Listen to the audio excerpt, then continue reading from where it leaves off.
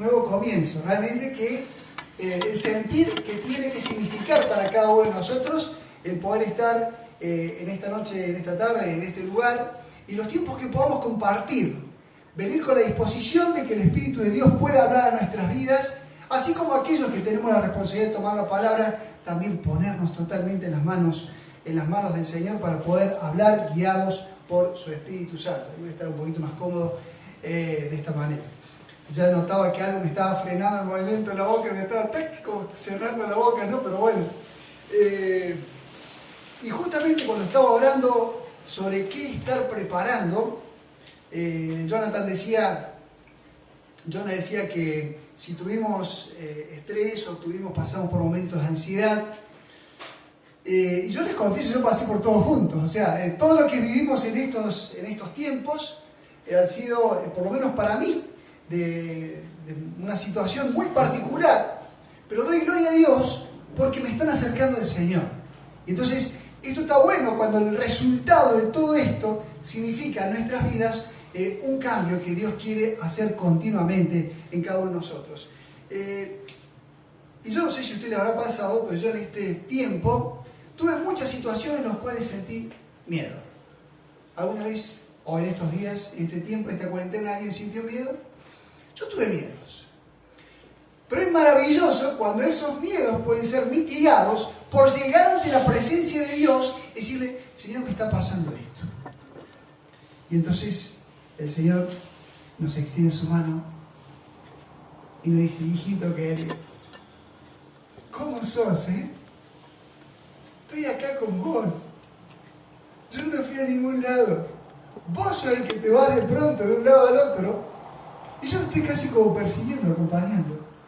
Porque cumplo mi promesa que dije, yo voy a estar con ustedes todos los días hasta el fin de los tiempos. Porque después de que ese tiempo se acabe, te voy a seguir acompañando. Te voy a seguir acompañando. No te voy a abandonar después de la muerte. Porque lo dice en su palabra, que nos acompañará aún más allá de la muerte. Qué glorioso mensaje que nos transmite eso. Entonces, cuando pensé justamente en preparar respecto a los miedos, encontré que, bueno, y empecé a notar un montón de miedos, pero me di cuenta que la hora iba a ser demasiado larga si tomaba toda la cantidad de miedos que yo pensaba y que iba anotando, ¿no? Entonces, tomé nada más que hice un desarrollo sobre 3 miedos, ¿sí? Entonces, pero me preguntaba, ¿qué es el miedo? Entonces me fui al diccionario y dice que es una sensación de angustia provocada por la presencia de un peligro real o imaginario. Y por otro lado leí también que los miedos también es un regalo de Dios, porque si no, muchos seríamos muy kamikazes. Veríamos un abismo, qué lindo para tirar si nos largamos. Si no tuviéramos miedo y nos estrellamos. Entonces, los miedos muchas veces nos frenan de hacer barbaridades. Otras que las hacemos. Agarramos un auto que sabemos que está bien, qué velocidad puede llegar y pie en el radiador para ver qué es lo que se puede hacer y entonces disfrutamos. Y tenemos ciertos miedos, pero los enfrentamos de todas maneras. Bien, pero los miedos en muchos aspectos son buenos. Pero el primer miedo que quiero compartir es el miedo a la muerte. El miedo a la muerte y el miedo al castigo eterno. El miedo a la muerte y el miedo al castigo eterno. Aún aquellos que ya tienen a Jesucristo como Salvador, podemos pasar por momentos en los cuales tengamos miedo a la muerte. Aún teniendo la seguridad de la vida eterna en Jesucristo. Que Él dijo, el que cree en el Hijo de Dios tiene vida eterna. Y no vendrá a condenación. No pone las condiciones nuestras, sino que pone las condiciones de Él. Entonces, me pareció maravilloso el pensar que cada uno de los miedos que podamos tener, aparte de estos 3 que vamos a considerar ahora, pueden ser mitigados buscando en la palabra de Dios cómo Él tiene promesas a las cuales aferrarnos, yo agarrarme. Entonces cuando me viene miedo respecto de la muerte y leo la palabra de Dios y esa incertidumbre que hay muchos que no tienen a Cristo y que no quieren pensar en la muerte. ¿Pensaste el día que te vas a morir? No hables de eso, estoy vivo. No molestes con eso. Estoy vivo. Así que no me hables de la muerte. Bien. No quieren pensar. Pero los que piensan les da temor por el miedo que les da la muerte y la incertidumbre de lo que será después de la muerte. Pero nuestra eternidad puede cambiar y ha cambiado en aquellos que un día conocimos a Jesucristo como Salvador.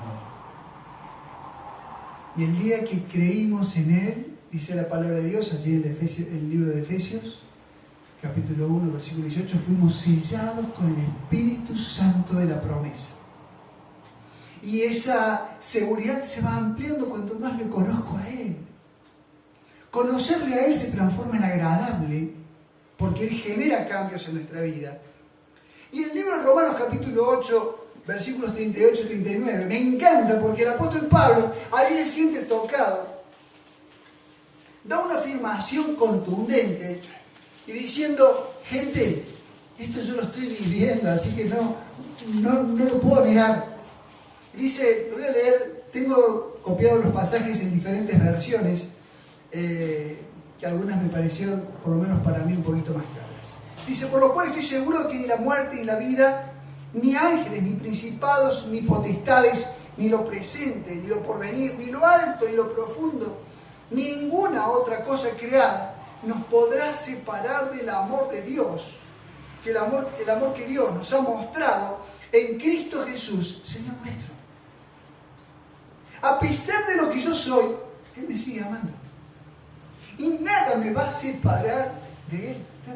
Estoy seguro de decir que ni la muerte, ni la vida, ni ángeles, ni principados, ni potestades, ni lo presente, ni lo porvenir, nada me va a separar de ese inmenso amor. Y en Salmo 48, 14, nos dice de una manera preciosa, que muchos piensan, y después de la muerte, porque este es Dios nuestro eternamente y para siempre, y Él nos guiará aún más allá de la muerte. ¡Qué grande! ¡Qué grande saber que, como decía el apóstol Pablo, decía, ausentes en el cuerpo, presentes al Señor, disfrutando de su presencia en el momento en que cerramos los ojos a este mundo y llamamos a alguien a muerto? Se le acabó la vida. Lo que se le acabó fue el tiempo, no la vida. Porque pasará, si tiene a Cristo, a empezar a disfrutar de esa vida eterna que Jesucristo ofrece a todos los que creyeron en Él. Que después la va a disfrutar en plenitud después del tribunal de Cristo, sí. Pero empieza a disfrutar. Y si no tiene a Cristo, ya empieza a sufrir antes de llegar al trono blanco de las consecuencias de lo que significará la condenación eterna. Wow. Por eso, como dice el Señor, lo afirma de una manera tan contundente en Juan capítulo 10, 28 al 30, dice, yo les doy vida eterna, no se la ganan ustedes, no la merecen, por eso es misericordia. Nos da algo que yo no merezco, eso es misericordia. Y no perecerán jamás, ni nadie las arrebatará de mi mano. Mi Padre que me las dio mayor es que todos, y nadie las puede arrebatar de la mano de mi Padre. El Padre y yo, uno somos. Nuestros miedos a la muerte se disipan al tener en claro que Jesucristo y que en Jesucristo tenemos vida eterna. Y cuando más le damos lugar al Espíritu de Dios viviendo en nuestras vidas, para que Él nos llene todo y en todo, como dice su palabra, menos miedo a la muerte tendremos. Porque sabemos que será un final de tiempos. No significará que todo se va a estar acabando. Por eso, allí en Juan capítulo 3, versículo 36, vuelve a decir el Señor, los que creen en el Hijo de Dios tienen vida eterna. Los que no obedecen al Hijo nunca tendrán vida eterna, sino que permanecen bajo la ira del juicio de Dios. Y si vamos allí a 1 Juan, capítulo 5, versículo 11, todavía nos dice más. Nos dice, y este es el testimonio que Dios ha dado. Él nos dio vida eterna, y esta vida eterna está en su Hijo. Es precioso cuando yo puedo afirmar y disipar mis temores con las afirmaciones que el Señor nos deja en su palabra. Y en 1 Juan 5:13, un par de versículos más abajo, dice, les he escrito estas cosas a ustedes, los que creen en el nombre del Hijo de Dios, para que sepan que tienen vida eterna. Vamos, otra vez se lo digo. Para que sepan que tienen vida eterna. Cuando ya tenés a Cristo, tu temor a la muerte se afirma conociendo y estando cerca de nuestro Señor y Salvador Jesucristo. Cuando empezamos a tener olor a Cristo, como le dijo Pedro a aquella mujer y a aquellos otros, no puedes negar, hasta tu manera de hablar te identifica que estuviste con Jesús. ¿Con quién estamos? Aunque ya tengas a Cristo como Salvador, ¿con quién pasas tus días, tus conversaciones, tus motivos de charla? Estar cerca del Señor. Hay otro miedo que ahí sí nos agarra a todos, aún teniendo a Cristo. Miedo a la soledad. Y aquellos que se nos van pasando los años, también pensamos. Mientras que uno es joven, tiene los amigos. Después, cuando empieza sus estudios, tiene a sus compañeros. Cuando se pone de novio, tiene su novia. Cuando se casa, tiene su esposa. Cuando tiene sus hijos, se siente rodeado. Pero van pasando los años y la cosa empieza a ser al revés. Los hijos se empiezan a casar, se empiezan a ir. Y ese miedo a la soledad es un miedo que puede apoderarse de todos nosotros. Y vamos a ver después también, que cada uno de los miedos que vamos a ir viendo, la importancia que tiene ese cuerpo que Jesucristo compró por su preciosa sangre y que le llamó iglesia y que le llamó comunidad de fe, comunidad de perdón, comunidad de restauración. Porque ese tema de los miedos, de la soledad, el Señor también nos invita a que nos acerquemos y que busquemos allí en Juan capítulo 14, 18 al 20, que también tuvieron miedos sus amigos más cercanos, a los cuales llamó discípulos. Porque el discípulo tenía la característica de mostrar a Cristo una identificación con Cristo. No transmitía solamente el mensaje de Cristo, sino el discípulo tenía la característica que vivía el mensaje de Cristo. Vos y yo podemos ser salvos y no ser discípulos, porque no estamos viviendo el mensaje que Cristo nos ha dejado. Podemos ser salvos, pero no ser discípulos. El discípulo vive aquello, quiere vivir aquello que aprende, aquello que lee en su palabra, aquello que escucha, de caminar cerca con el Señor. Y en Juan capítulo 14, 18 al 20 dice, no los abandonaré, eso dice el Señor Jesús. No los abandonaré como a huérfanos, vendré a ustedes. Dentro de poco el mundo no me verá más, pero ustedes sí me verán, y claro que sí. Nosotros vivimos y vemos la presencia de Dios por medio de su Espíritu dentro de nosotros. Y hay algo que nos hace a veces hasta temblar de ansiedad cuando disfrutamos de su presencia. Dado que yo vivo, ustedes también vivirán. Cuando yo vuelva a la vida, ustedes sabrán que estoy en mi Padre y que ustedes están en mí y yo en ustedes. Isaías 58, 11 nos dice, y el Señor los guiará continuamente en esa soledad que podés creer que estás sintiendo. En esa soledad que podés a veces pensar que vas a vivir. El Señor te dice, no te voy a dejar huérfano, no te voy a dejar solo. Les dará aguas cuando tengan sed. restaurará sus fuerzas, serán como un árbol bien regado, como un manantial que nunca se seca. Yo cuando aprendí este pasaje me acordaba, yo nací en la ciudad de Córdoba, donde allí es un clima más bien seco, y los árboles en invierno parecen todos muertos, pero realmente muertos, excepto el sauce. El sauce crece a las riberas de los ríos. A los costados de los ríos está lleno de sauces. Y está lleno de hojas siempre. Porque tiene agua siempre. Aunque pase un hilito de agua, Él tiene agua siempre. Por eso, ese manantial de vida que tenemos en Jesucristo nos va a ayudar en nuestra soledad.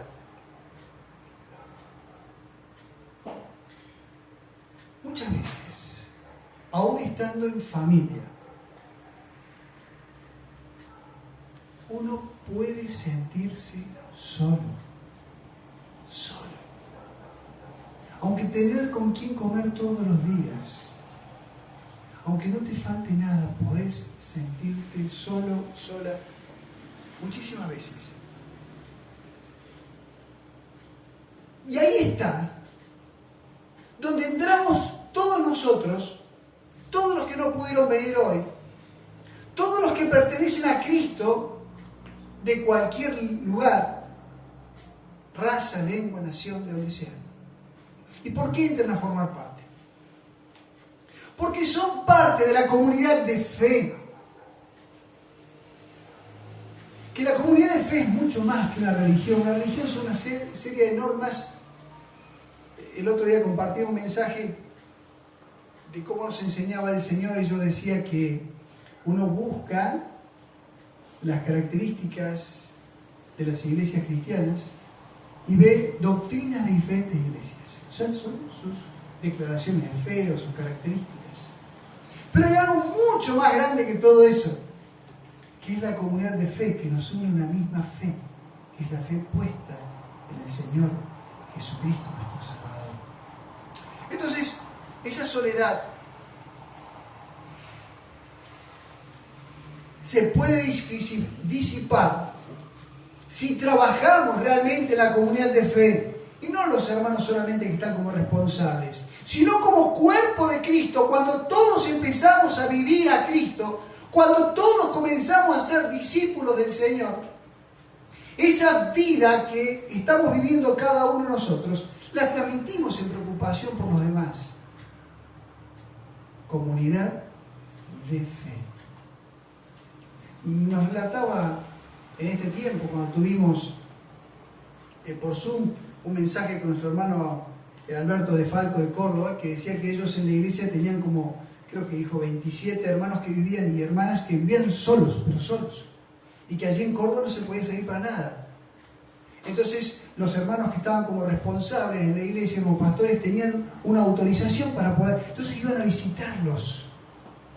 Y no podían verlos, pero veían que no les faltara nada. Que no les faltara absolutamente nada, que estuvieran auxiliados. La comunidad de fe. Qué lindo saber que la Escritura dice que aunque tu padre y tu madre te dejaran, el Señor nunca te va a abandonar. Qué bueno es que pudiéramos decir, aunque me quede solo con todo mi alrededor, la comunidad de fe a la cual pertenezco, sé que no me va a abandonar nunca, porque le copian al mensaje, le copiamos al mensaje que Dios nos prepara, que Dios nos da. Miren si no es para reflexionar en estos tiempos de soledad, de preocuparnos unos por otros. Qué bueno es cuando alguien tiene alguien con quien hablar. Hay hermanos que a mí me llaman por teléfono y les dejo la oreja así de grande, pobrecitos. Porque les relato mis angustias, mis ansiedades. Y hay otros también que me llaman y me dejan la oreja así de grande, la mía. Pero qué bueno cuando esto puede ser un ejercicio y no una obligación. un deseo de poder vivir esta realidad. ¿Por qué? Porque ahí es cuando la iglesia se transforma realmente en una comunidad en la cual existe el deseo de poder estar juntos, porque los moviliza una misma fe. Tu soledad y mi soledad puede ser mitigada, puede ser apaciguada cuando la comunidad de fe se mantiene, crece y se edifica preocupándose unos por otros. El tercer miedo que anoté es el miedo a la pérdida de estabilidad económica. Este último tiempo hemos tenido muchos miedos. Tenemos obligaciones que cumplir, tenemos responsabilidades. Los que somos padres de familia tenemos una responsabilidad con nuestros hijos. ¿Y si me falta? ¿Y si no puedo pagar esto? ¿Y si no puedo enfrentar aquello? Mateo capítulo 6, 25 al 34 dice la palabra de Dios: por lo tanto les digo, no se preocupen por su vida, ni por qué comerán o qué beberán, ni con qué cuidarán su cuerpo. ¿Acaso no vale más la vida que el alimento y el cuerpo más que el vestido?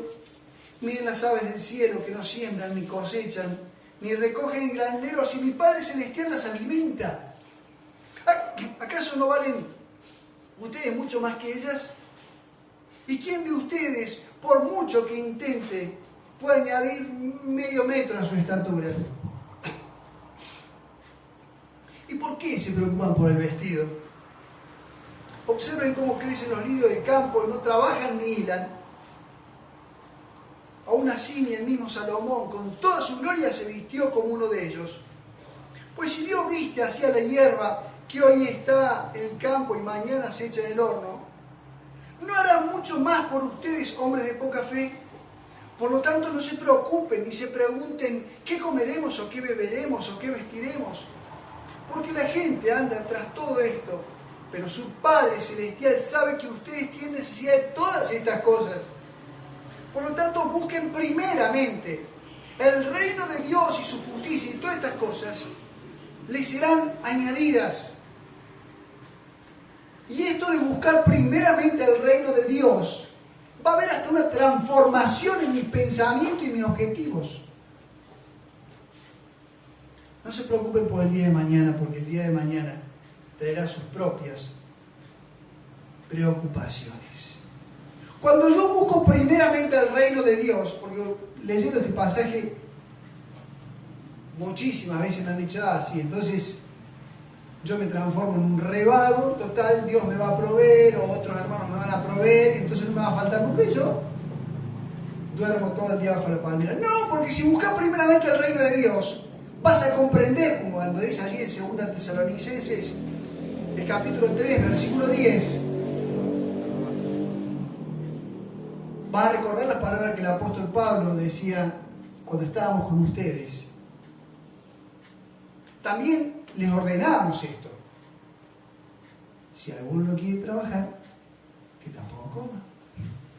¿No hay problema? Cuando todo lo que leíamos del cuidado del Señor lo comprendemos bajo el hecho de buscar primeramente el reino de Dios. Antes de comenzar a conversar con nuestra hermana Liliana, de importancia de, antes de empezar el trabajo, comenzar orando: Señor, guíame. Guíame que mi trabajo redunde para la gloria tuya. Y si no tenés trabajo, arrodillate cuantas horas sean necesarias, pidiendo al Señor: Señor, dame trabajo. Busca primeramente el reino de Dios, y las demás cosas se serán dadas por añadidura. Compartí esto con un anciano de otra iglesia, y él me decía, cuando yo le contaba mis miedos, digo: el Señor sabe bien que yo no soy vago, que estoy dispuesto a trabajar en cualquier cosa. Y mi esposa puede dar fe de eso. Y él me decía, tiene como 70 y pico años este hermano, y me decía: mirá, puedo decir que el Señor en el que he confiado nunca me ha hecho faltar nada. no lo va a hacer ahora. Porque Él es bueno y para siempre es su misericordia. Y puedo estar confiado, tranquilo, firme en lo que Él es en su grandeza. Qué bueno es cuando esta realidad se hace patente en cada uno de nosotros. Pero cuando pensamos, cuando vemos estas respuestas a cada uno de los miedos en la palabra de Dios, es bueno que nos afirmemos en las respuestas que nos da la Biblia a cada uno de los miedos y saber que podemos afirmarnos en él. Pero también esas situaciones personales tienen que llevar a acciones grupales. Por eso me ha gustado esto en este último tiempo cuando escuché en un mensaje la palabra comunidad de fe. Me hizo pensar, a mí me gustan mirarlas, me ha gustado mucho siempre mirar las películas esas, tanto las del oeste, de los pueblos o de las ciudades fortificadas, que cuando era el cumpleaños de uno lo festejaban de todo. También cuando se peleaban, a veces hay que separar a alguno porque se iban a matar en serio. Cada uno vivía en su casa, pero era una comunidad. Cuando uno se le incendiaba la casa, todos los demás iban, juntaban madera y construían una nueva. Porque era una comunidad. Y entonces pensaba que en el pensamiento del Señor estuvo esto. En el pensamiento del Señor estaba que cada uno comprendamos que ninguno es más santo que el otro, sino que somos perdonados en proceso de recuperación. Por eso dice la palabra de Dios que debemos ir creciendo como la luz de la aurora que va en aumento hasta que el día es perfecto. Y si alguno es más espiritual que otro, va a tener la capacidad y el deseo de restaurar al que es débil en la fe, que necesita ser restaurado. Porque en realidad todos necesitamos restauración. En diferentes aspectos de la vida, pero necesitamos restauración. Porque venimos a Cristo con pecado. Y la sangre de Cristo nos limpia de todo pecado. Y nos transformamos en pecadores perdonados, en proceso de recuperación, que dicho en términos bíblicos, en proceso de santificación. Pero esa santificación suena tan lindo, tan espiritual, tan bíblico, es una recuperación. Recuperar todo aquello que en mi vida estaba perdido. Y para terminar quiero leer este párrafo del libro de Juan, capítulo 17, a partir del versículo 1 al verso 23. Me encanta cómo en esta oración que el Señor hace al Padre, Él prepondera una cosa muy importante, que es la unidad. La unidad. En vez de abrir el abanico, nosotros muchas veces lo cerramos. Cada vez más. Y Él habla de los redimidos por la sangre de Cristo. Y cuando leemos el libro de los Hechos vamos a encontrar un montón de iglesias con características distintas, pero que eran unas en Cristo. Y no vamos a encontrar en el libro de Corintios problemitas que había cuando decía, yo soy de Pablo, yo soy de Apolos, yo soy de Cefas, porque tenían características distintas, ¿no? Entonces, esta es la mejor. Y se olvidaban de lo maravilloso que pueden establecer y vivir en la comunión por ser redimidos por la fe de Cristo. Entonces, capítulo 17, vamos a ver que prepondera la unidad. Y la pregunta que tenemos que hacernos cada uno es, ¿cuánto hago yo por la unidad? No cuánto demando, sino cuánto doy. ¿Cuánto doy por la unidad? Pero lograremos en cuanto todos propongamos la voluntad, pongamos la voluntad en marcha para juntarnos y pensar en grupo. Cuando dejemos el egoísmo, y cuando en Cristo perdemos el miedo a la muerte. En Cristo perdemos el miedo a la soledad. Porque cuando buscamos a Él nos va a proveer aún de gente que nos acompañe. Cuando esto estamos dispuestos nosotros a acompañar también. El miedo a la pobreza y al hambre. ¿Cuánto hace la unidad? Porque quizás yo soy bendecido por alguien que tiene más, que me da algo a mí. Y puedo bendecir a otro que tiene algo menos. Y a ese que tiene menos puede bendecir a otro que tiene menos todavía. Y en Juan 17 dice que Jesús habló de estas cosas y levantando los ojos al cielo dijo: Padre, la hora ha llegado, glorifica a tu Hijo para que también tu Hijo te glorifique a ti, como le has dado potestad sobre toda la humanidad, para que dé vida eterna a todos los que le diste. Y esta es la vida eterna, que te conozcan a ti, el único Dios verdadero, y a Jesucristo, a quien has enviado. Yo te he glorificado en la tierra, he acabado la obra que me diste que hiciera. Ahora pues, Padre, glorifícame al lado tuyo, con aquella gloria que tuve contigo antes que el mundo existiera. He manifestado tu nombre a aquellos que me diste. Tuyos eran, y tú me los diste, y han obedecido tus palabras. Ahora han comprendido que todas las cosas que me has dado proceden de ti. Yo les he dado la palabra que me diste, y ellos la recibieron, y han comprendido en verdad que salí de ti, y han creído que tú me enviaste. Yo ruego por ellos. No ruego por el mundo, sino por los que me diste, porque tuyos son. Todo lo mío es tuyo y lo tuyo es mío. Y he sido glorificado en ellos. Ya no estoy en el mundo, pero ellos sí están en el mundo. Yo voy a ti, Padre Santo, a los que me has dado, cuídalos en tu nombre para que sean uno. Para que sean uno. Como nosotros. La unidad que tiene el Padre, el Hijo y el Espíritu Santo es la que quiere darnos a nosotros para que sean uno. Cuando estaba con ellos en el mundo, yo los cuidaba en tu nombre. A los que me diste, yo los cuidé y ninguno de ellos se perdió, sino el hijo de perdición, para que la Escritura se cumpliese. Pero ahora voy a ti. Y hablo esto en el mundo para que mi gozo se cumpla en ellos mismos. No que sea una carga, que sea algo que genere gozo. No se olviden que Satanás vino para robar, matar y destruir. Y Jesucristo vino para darnos vida y vida en abundancia. Por lo cual, cuando hay cosas negativas,